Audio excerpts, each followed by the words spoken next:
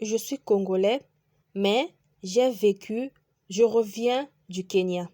Donc, je suis allée au Kenya en tant que, comme tout homme, comme tout brave homme, je suis allée au Kenya pour me chercher. Arrivé au Kenya, ce n'était pas facile, mais je me battais et j'étais avec un autre Congolais, un frère congolais. Et lui aussi s'est battu là-bas et après, il a décidé de rentrer au Congo. Et lorsqu'il est rentré au Congo, il a fait monter son business et ça marchait. Alors, il m'a appelé, il a dit, bon, puisque au lieu que je reste là-bas au Kenya, ça ne marchait pas, il m'a dit, reviens au Congo, comme ça nous allons travailler ensemble. Ce que j'ai monté, ça va. Donc, nous allons travailler ensemble. Et je l'ai rejoint au Congo. Et voilà, ça fait 2 ans que je suis ici au Congo. Arrivé au Congo, je n'avais pas de maison, donc j'étais logée dans un hôtel. Et lorsque j'étais logée dans un hôtel, je visitais un peu le Congo parce que ça faisait longtemps. Je visitais un peu Kinshasa parce que ça faisait longtemps. Et lorsque je visitais, je suis allée jusque dans un quartier qu'on appelle Bandal. Je suis arrivée à Bandal et c'est là que j'ai rencontré une fille.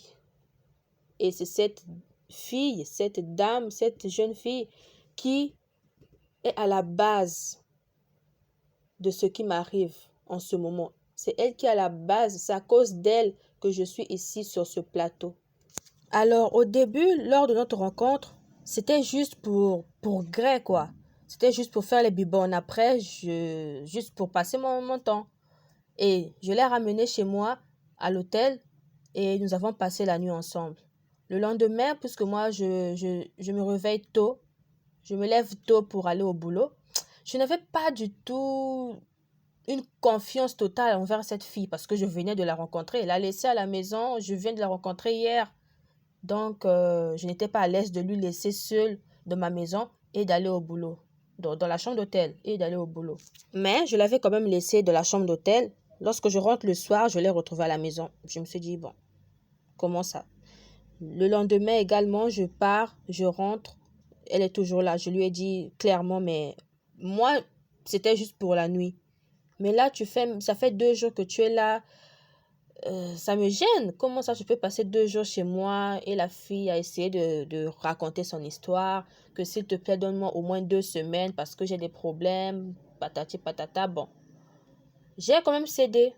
Je me suis dit, bon, puisqu'elle a dit qu'elle n'a pas de famille, bon, on peut se mettre ensemble. Je ne sais pas, peut-être demain, elle peut m'aider. On ne sait jamais. J'ai accepté les 2 semaines. 2 semaines après, un mois. Je lui ai dit, mais attends, tu as dit 2 semaines, le temps de chercher une maison. Là, ça fait un mois que nous sommes ensemble.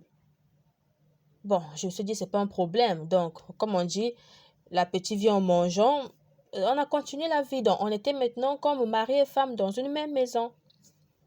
Et après, un jour, elle me fait asseoir. Après les un mois, elle me fait asseoir pour me dire que je croyais que tu étais juste un homme passager. Donc, mais je me suis rendu compte que tu es un bon homme. Et j'aimerais te dire que les un mois que j'ai passé avec toi jusqu'à aujourd'hui, je n'ai pas mes règles. Bon, je Je me ne vois suis pas dit, mes bon, ça règles. fait quand même un mois que je suis avec la fille. Si elle me dit qu'elle est enceinte, elle est chez moi tous les jours, donc c'est ma grossesse, je ne peux pas aussi nier ma grossesse. Je lui ai dit, bon, mais je t'emmène quand même à l'hôpital, peut-être ça peut être des infections et autres, on va confirmer. Et arrivé à l'hôpital, les résultats ont confirmé qu'elle est enceinte. Et voilà, j'étais content. Et après, elle me dit que je ne peux pas habiter dans un hôtel étant enceinte, donc je dois habiter hors de l'hôtel parce que va dire ma famille, les amis, je suis connue, donc c'est pas bon de vivre dans un hôtel. Je lui ai dit, bon, pas de souci. Alors, je lui ai donné l'argent pour chercher une maison, l'argent pour la caution et tout. Et je vous assure que jusqu'à ce que je vous parle, je ne sais pas là où se trouve sa maison. Alors, un jour, elle me fait asseoir pour me dire que j'ai trouvé la maison. Je lui ai dit, ok, donc on y va, je vais voir la maison, là où se trouve la maison. Elle me dit que non, ma famille a trop de rigueur, tu m'as pas encore épousée, tu ne peux pas venir chez moi. Elle m'a donné beaucoup de choses, beaucoup de... Et papa Vincent a dit, mais sa famille a une rigueur, mais on l'a laissé vivre un mois hors de la maison. Je me suis dit, bon, puisque je n'ai pas aussi de famille ici, je sors le matin, je rentre le soir, je ne veux pas qu'on me fasse du mal ici par sa famille, c'est pas un problème. Au moins, puisqu'elle connaît chez moi, elle pourra venir. C'est pas un problème, je lui ai fait confiance. Donc, on vivait comme ça. Elle venait chez moi, puisqu'elle avait le double des clés. Elle venait chez moi, elle fait à manger. Des fois, on dormait même chez moi. Elle passait la nuit chez moi. On était tout le temps ensemble. Au début, c'était comme ça. Des fois, au téléphone, on était vraiment... Tout se passait bien au début. Alors, il est arrivé un moment, la grossesse était maintenant de 6 mois. Et lorsque la grossesse a atteint 6 mois, elle ne venait plus chez moi. Elle ne venait plus chez moi. Elle m'a présenté sa nièce. Donc, c'est sa nièce qui venait faire le ménage, à manger. Bon, c'est sa nièce qui prenait soin de moi. Donc, on parlait seulement par téléphone. Si elle a besoin d'un dépôt, je lui fais un dépôt, un transfert d'argent. C'est tout. Ça se passait comme ça. Papa Vincent a dit, donc, elle ne venait plus chez toi à cause des caprices de la grossesse. Il a dit oui. Parce que lorsque sa nièce venait, même si elle a quelque chose à dire, c'est sa nièce qui venait me le dire. Même au téléphone, c'était devenu rare. Même l'argent, elle dit à sa nièce que, et sa nièce me dire que ma soeur a besoin d'argent, elle a dit qu'elle a besoin d'argent, je lui remets l'argent. Et elle peut remettre à sa soeur. Donc, c'était comme ça. Sa nièce prenait vraiment soin de moi. Donc, elle nettoyait. Des fois, je rentre du boulot, la maison est bien nettoyée, le lit bien fait. Donc, vraiment, mes habits bien nettoyés. Donc, bon, je la prenais comme étant ma soeur. Parce que c'est la nièce de ma femme. Donc, même la layette, je lui avais donné pour le trousseau du bébé. Je lui avais remis $800 pour remettre à sa soeur. Même si je lui achetais un cadeau, un présent, je remets à sa nièce et sa nièce allait donner à elle. Et arrivé un moment, vers les 16h, 17h, elle m'appelle pour me dire que mon mari, j'ai une bonne nouvelle pour toi, que je viens d'accoucher. J'ai dit comment? Oui, j'ai accouché et ce sont des jumeaux. J'étais très content pour la première fois qu'on m'appelle papa et en plus le papa des jumeaux. J'étais tellement content ce jour. Alors je travaillais vers 16h, 17h, j'étais au boulot. Je lui ai dit, je vais tout arrêter. Je viens à l'hôpital. Tu es dans quel hôpital? Elle me dit que je suis dans tel hôpital. Je lui ai dit, j'arrive tout de suite. Elle me dit que non, ne viens pas. Parce que tu sais, je suis avec mes mamans, mes tantes, surtout mon oncle aussi. Je t'ai dit que mes oncles sont colériques. Donc vraiment, ne viens pas ici à l'hôpital. Si tu viens, ça sera un manque de respect puisqu'ils ne te connaissent pas. Papa Vincent, bon. Maintenant, elle avait dit que le papa des enfants est où? Elle avait dit que le papa des enfants est en voyage. Il n'est pas sur place à Kinshasa. C'est ce qu'elle avait dit à sa famille. Alors, lorsqu'elle m'a dit ça, je lui ai dit, bon, c'est ma femme. Je ne vais pas derrière penser. Puisqu'elle a déjà dit que le mari est en voyage, bon, c'est une bonne raison aussi. Puisque je ne suis pas présentée, même le toqué porte, je n'ai pas encore fait. Bon, c'est pas grave. Alors, j'ai accepté la situation. Je lui ai envoyé $500 par transfert mobile, par téléphone. Alors, je lui ai dit, c'est pas un problème, j'ai accepté la situation. Alors, tout se passait bien. Le lendemain, je l'appelle, son téléphone ne passe pas. Ça passe, ça sonne, mais elle ne prend pas. Elle ne décroche pas. Un moment, elle me rappelle et elle me dit que non, désolé. Donc, là où je te parle, là, l'un des bébés, l'un des jumeaux a des malaises. Ils ne se sentent pas bien. Donc, nous sommes là, on l'a envoyé dans des soins intensifs. Donc, c'est grave. Donc, on voit de l'argent, c'est urgent pour le bébé. Ah, je n'ai dit pas de problème. Ce sont mes premiers enfants. Je ne peux pas perdre l'un, non.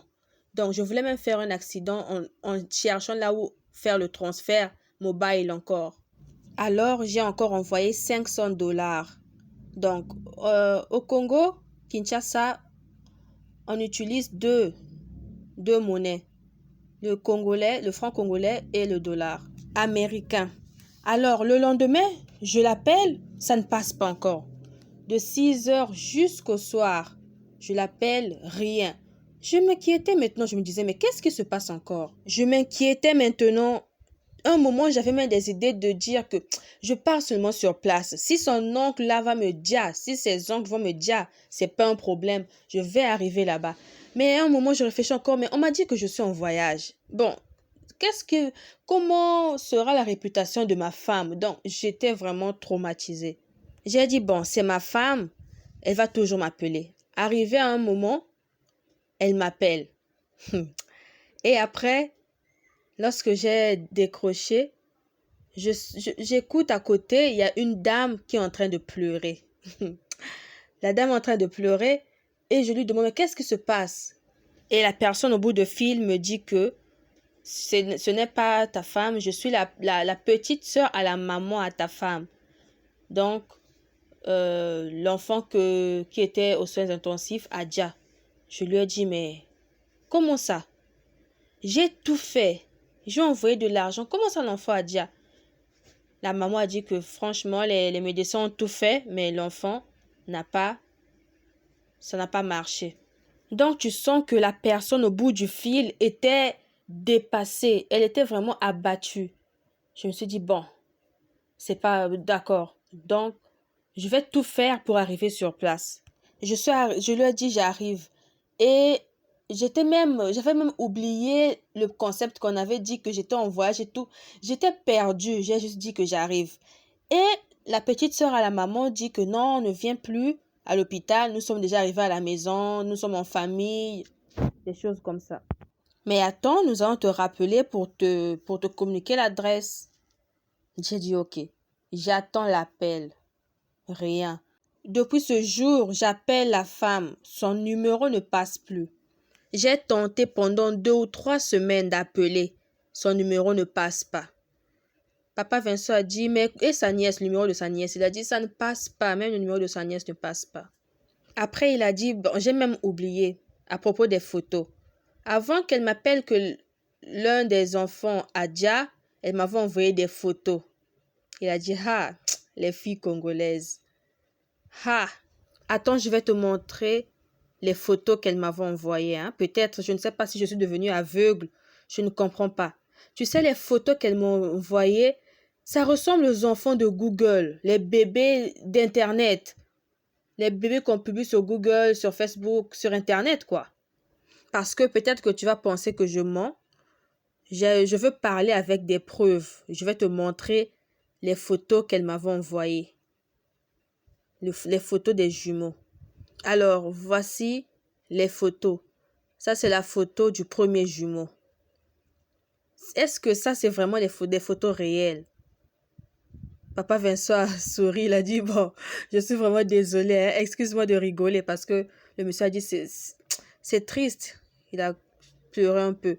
Et monsieur Vincent a dit au caméraman, est-ce que tu peux zoomer cette image pour que les gens voient le bébé? Et voici le bébé. Voici le bébé, la photo qu'on avait envoyée, le premier jumeau. Et là, voici la photo du deuxième jumeau. Voici les jumeaux. On l'avait envoyé sur WhatsApp. Et papa Vincent a demandé, bon, là déjà, il ne te ressemble pas. Et ta femme, est-ce que ta femme est de teint clair? Il a dit non, elle n'est pas de teint clair. Mais quand même, ça se voit que ce sont des enfants des blancs. Papa Vincent a dit, la manière que je suis en train de regarder là, vous-même regardez. Ça, c'est pas des enfants des blancs, ça.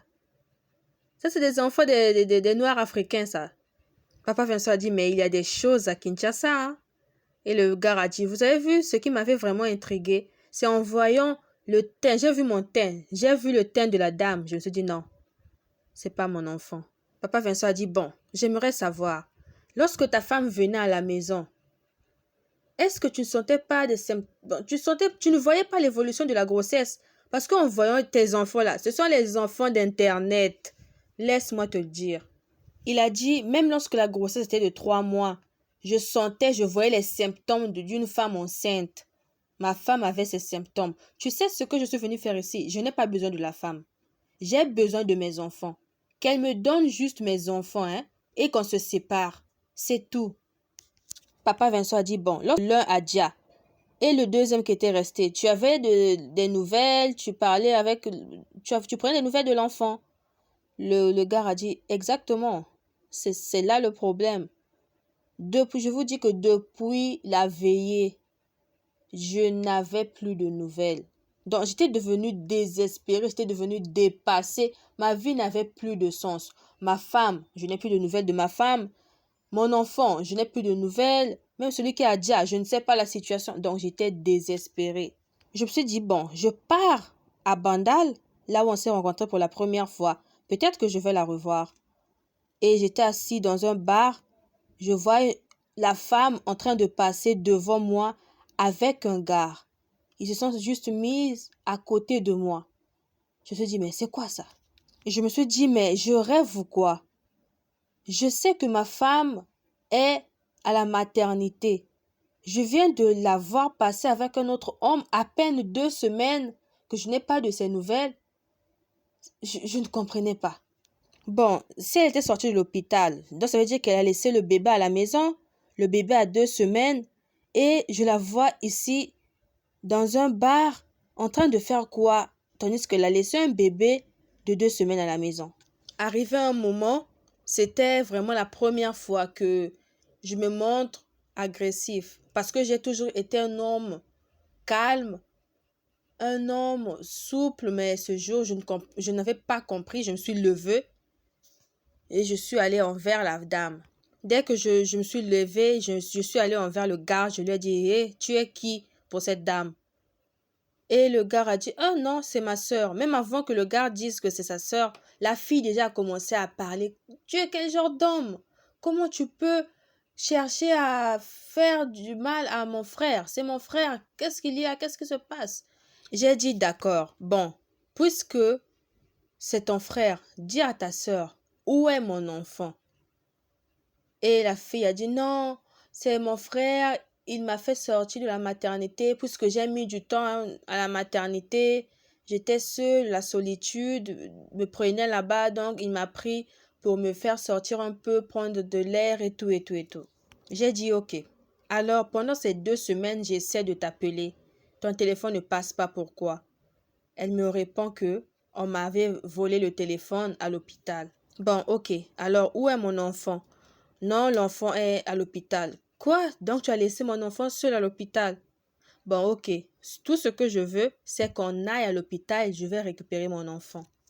Je vais voir mon enfant. Elle me dit non, je suis avec mon frère. Patati patata. Elle me dit beaucoup de choses. Tu sens que la dame s'est allumée. La dame a commencé à gronder, a commencé à mal parler. Alors le soi-disant frère a dit non, beau-frère, on te garantit que nous-mêmes, on va t'appeler. Donc, calme-toi, on va t'appeler. Ah, en tant qu'un homme, je me suis dit, ok, je me suis calmée. J'ai juste pris mes pieds, j'ai pris la voiture, je suis rentrée chez moi. Alors, le lendemain, dès que je me suis levée, je me suis dit, bon, elle m'avait donné le nom de l'hôpital. Je suis allée à l'hôpital. L'hôpital qui m'avait donné le nom. Je suis allée me renseigner, leur dire qu'il y a une dame qui est venue ici, elle a accouché des jumeaux, j'ai donné le nom de ma femme, un jumeau Adia, j'ai donné tous les détails. Ce qui m'a fait mal, c'est que à l'hôpital, on m'a dit qu'on ne reconnaît pas cette femme. On ne reconnaît pas avoir admise ma femme. Alors, l'histoire que je vous raconte, c'est passé il y a 2 ans de cela déjà. Que je n'ai pas de nouvelles de la dame, je n'ai pas les nouvelles de mon enfant. Tout ce que je veux, c'est mon enfant. C'est tout ce que je veux. Et c'est arrivé un moment au boulot, je parlais avec mon collègue, on discutait, je lui racontais. Il était en train de faire le choix de sa veste parce qu'il a dit que il y a mon cousin qui est en train de se marier. Et par curiosité, je lui ai dit, mais attends, montre-moi la photo du mariage, la photo du save date. Et quand j'ai vu la photo, j'étais dépassée. C'est la fille. Alors, quand j'ai revu la fille sur l'image, donc, l'histoire est revenue. Donc, l'histoire qui est passée il y a 2 ans, c'est encore revenu dans ma tête. J'ai encore imaginé. J'ai encore pensé à ma femme, à mes enfants, mes jumeaux, à celui qui avait déjà et celui qui est resté. Sachant que c'était les enfants qui avaient présenté, c'était des enfants d'Internet. Donc, c'est vraiment une occasion pour moi de savoir la vérité. Quand je repense encore à mon argent que j'ai dépensé pour cette grossesse, pour cette femme. Tel que je vous ai dit, au Congo, Kinshasa, on utilise deux monnaies, le franc congolais et le dollar américain. Imaginez, je lui payais de l'argent en dollars américains. Mais tout ce que je veux, ce sont mes enfants. Le bonheur d'un papa, c'est lorsqu'il a ses enfants à ses côtés. Papa Vincent a dit, mais les dépenses que tu as fait, le trousseau, la lettre, le gars a dit, tu sais, moi j'ai juste besoin de mes enfants. L'argent, on travaille, on cherche de l'argent, on trouve de l'argent. Mais les enfants. Papa Vincent a demandé au monsieur, est-ce que vous connaissez ce monsieur ici à côté? Au futur mari de la dame. Le monsieur a dit, ah, je le connais pas personnellement, mais c'est mon cousin qui m'a parlé de lui. Il m'a dit qu'il a besoin de moi pour me parler de quelque chose. Ben, je ne sais pas de quoi il s'agit. Et je suis là pour accepter votre invitation. Et le monsieur a dit, donc vous le connaissez Papa Vincent a dit, vous le connaissez juste à travers votre cousin. Il a dit, oui, oui. Papa Vincent a dit, ok. Il a demandé à la dame, est-ce que vous reconnaissez ce monsieur ici à côté? La dame a dit, je ne le connais pas. Je ne connais pas ce monsieur. Et le monsieur a dit, comment ça tu ne me connais pas? Moi, je ne te connais pas. La dame a dit, quoi, il y a un problème? Le monsieur a dit au cousin, monsieur, vous voyez la dame qui est ici à côté de vous? Elle a mes enfants, mes jumeaux. La dame s'est déchaînée, elle a dit, qui ça? Moi, j'ai tes enfants? Moi, j'ai été enceinte de toi? De quoi tu parles? Le cousin a dit, monsieur, est-ce que tu sais que tu es en train de bafouer la réputation de ma femme? Est-ce que tu sais cela? Monsieur, tu dois savoir que ta femme est une poclée. Ta femme vend du piment. Le monsieur a dit, comment tu peux te permettre d'insulter ma femme? Je ne te permets pas d'insulter ma femme en plus devant la caméra. Est-ce que tu me connais? Le monsieur est en train de dire, ne me calmez pas, il s'agit des enfants. Toi aussi tu as des enfants, non? Papa Vincent, tu as des enfants. Donc imagine. Papa Vincent a dit, prends ta place, assieds-toi, on va t'aider dans la situation. Calme-toi. La dame est en train de dire, ah, j'ai compris, vous les jeunes de Kinshasa, c'est comme ça que vous êtes. Vous êtes des démons. Vous voulez juste détruire mon mariage parce que vous avez appris que je commence à me marier. Voilà pourquoi vous voulez juste détruire mon foyer. Le gars a dit, moi je ne l'insulte pas. Je parle juste de son identité. Je l'ai trouvé en tant que poclée. Je l'ai trouvé en tant que vendeuse de piment. Le cousin a dit, tu es en train de traiter ma femme de vendeuse de piment. Je vais te porter en justice. La dame est en train de dire, je vais te porter plainte. Le gars a dit, oh, on était ensemble, tu me dis que tu vas me porter plainte. La dame a dit, tout de suite là, je vais te porter plainte. Dès que je sors, je te porte plainte. Mais moi, on était ensemble, tu étais ma femme. Et je vais te taper, je te dis. Le monsieur te dit, tu vas taper ma femme devant moi. Le monsieur a dit au cousin, toi, tu sais la douleur d'être un père. Toi, certainement, tu n'as pas d'enfant. Parce que si tu savais la douleur d'être un père, tu allais me comprendre. Tu allais me comprendre. Tu allais écouter ce que j'ai à dire. Papa Vincent a dit, lui, il n'a rien à voir.